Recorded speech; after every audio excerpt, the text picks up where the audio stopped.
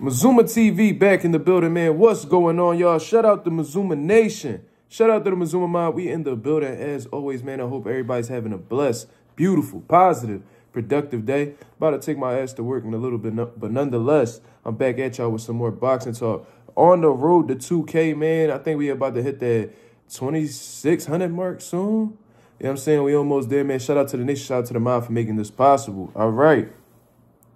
This is something that I wanted to speak about, man, regarding the whole situation with Devin Haney, Gervonta Davis, and now Saudi Arabia getting involved, man. Most recently, His Excellency Turki Al-Sheikh had done an interview. Shout out to whoever he did the interview with, man. I did not get to check that out, but nonetheless, you can find the interview online.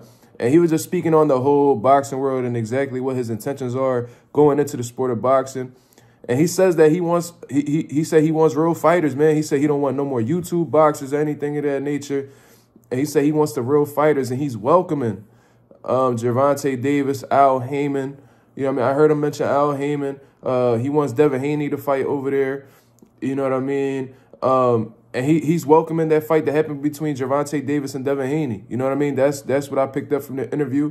And there's been a lot of talk about it ever since then, man, saying that Turki Al-Sheikh may be the key to making these big fights happen in the boxing world. You know what I mean? I'm not one of those people that's going to come out and say that he's the face of boxing right now, being Turki Al-Sheikh, because at the end of the day, he hasn't made the biggest fights happen yet. Like, he's made some good fights. Let's not get it wrong. Like, obviously, he just locked in Fury and Alexander Usyk. That's one of the biggest fights to be made in boxing. But there's still some fights to be made out there that hasn't been solidified yet. And there's some fighters out there, some of the biggest names in the sport of boxing, that have not touched down in Saudi Arabia yet. So I'm not going to jump out a window right now and make that claim. However, what's important to note is that he's making the effort. You know what I mean? He's calling out for these fights to happen. And with the type of money that Saudi Arabia has, I'm sure that it's more than possible. You know what I mean?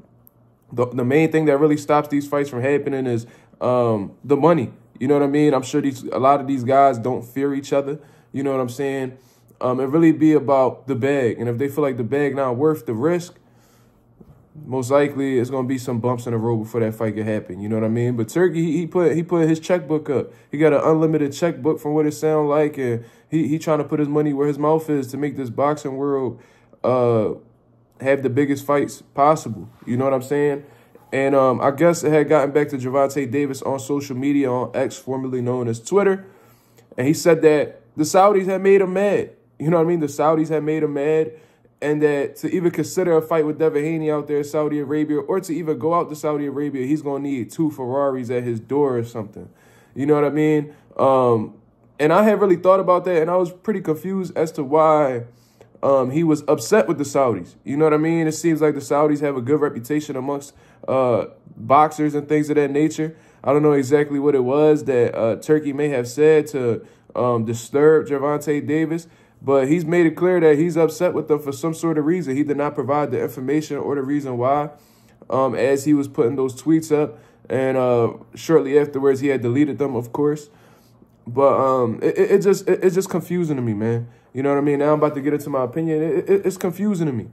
This whole situation with Devin Haney. It's like every time there's some type of situation that may arise or opportunity that may fall in Gervonta Davis's lap, it's like either him or, I don't know if it's him specifically that seems to go in another direction, or he's just listening to his handlers, because his handlers typically stay away from the Devin Haney situation as well.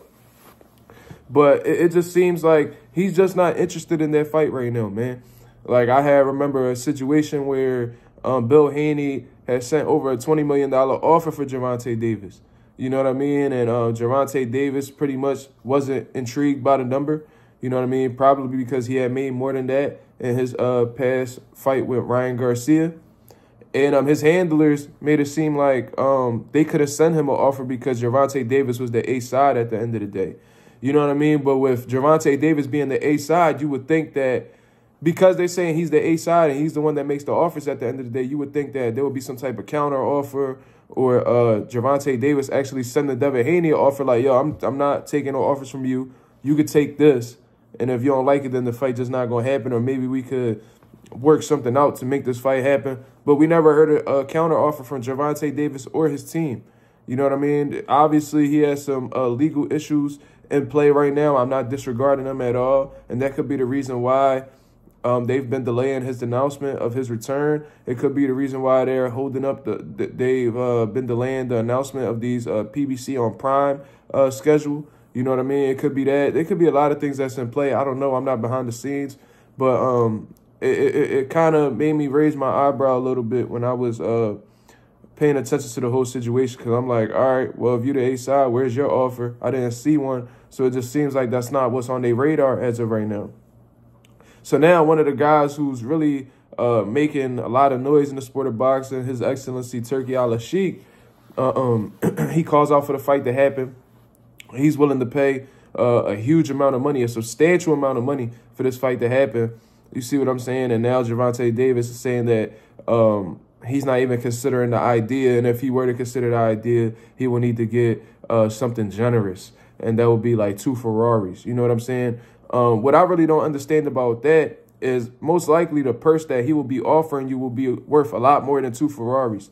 Obviously, I'm not going to get into, you know what I'm saying, appreciate the cars appreciation over time and shit like that. But 2 Ferraris isn't something that's going to benefit your pockets at the end of the day. It's a gift. It's something nice that you could drive around. It's nice. It's flashy. You feel what I mean? But at the end of the day, that's not going to help you feed you or your kids. You know what I mean? Create generational wealth. If anything, it loses value as you continue to drive it. You know what I mean? So I didn't really understand that logic. You know what I'm saying? Because if they're offering you a purse of, I'm not going to say this is for sure, but maybe they may be offering Gervonta Davis a sum of $50 million. You know what I mean? And from what I understand, 2 Ferraris don't come anywhere near $50 million. So I think that Gervonta Davis has to be more open-minded, especially when big money guys are in the building, real bosses are in the building, trying to make some fights happen that could offer you a life-changing sum of money. I think that his handlers need to encourage Gervonta Davis to actually listen to this man. You know what I mean? Or maybe his handlers are the ones who conduct his business at the end of the day, and they need to be the ones who need to have their ears open and just hear that man out. You know what I'm saying? Especially if you're this guy who claims that you don't care about belts, you don't care about legacy, you just care about money. Well, them Saudi Arabian guys is all about the money, and they willing to give it out if you're willing to listen. If you're willing to make a fight happen, they will pay you generously. You see what I'm saying? So that's just my whole take on the situation, man. I don't really understand what Gervonta Davis' issue is with the Saudis. Maybe he'll provide some clarity on that further down the line. But as of right now, it's not really making sense to me. And the whole 2 Ferrari situation, man, it don't really make sense to me.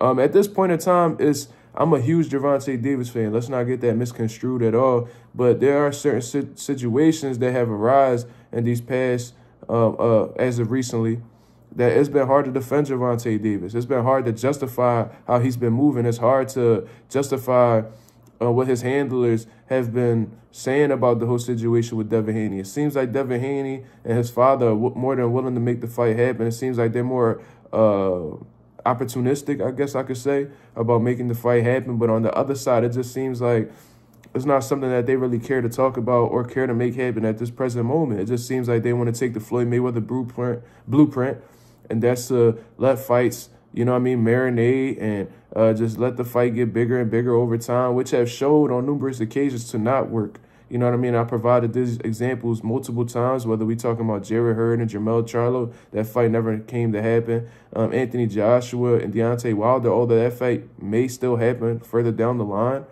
it's not what it used to be. The list goes on and on and on and on. You know what I'm saying? So I'm not an advocate for marinating fights at all. It just sounds like, you know what I mean, one side is interested and the other isn't. Now, am I going to call Gervonta Davis scary? Absolutely not. But at the same time, it's clear to me that him, his handlers, or maybe both, aren't really looking in Devin Haney's direction as of right now, man. So y'all let me know what y'all take. Let me know what y'all think about this whole situation right here, man. Does Gervonta Davis seem scary? Does Devin Haney do the Saudis? Should Gervonta Davis listen to the Saudis? Y'all let me know in the comments below. This is Mazuma TV. Thank you very much for tuning in. I'm out of here, man. Y'all have a great morning. Peace.